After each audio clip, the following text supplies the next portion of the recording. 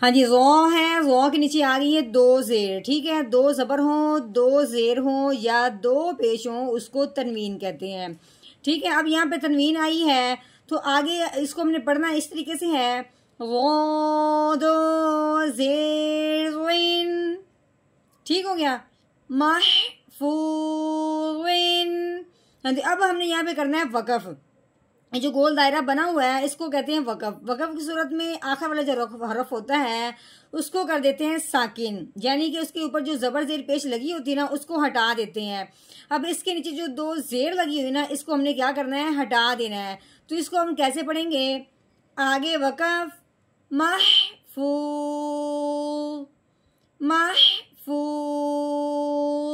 हाँ जी, तो पूरी आयत का कैसे हम रवानगी के जोड़ करेंगे, रवानगी के साथ, फी लौहिम महफूज़,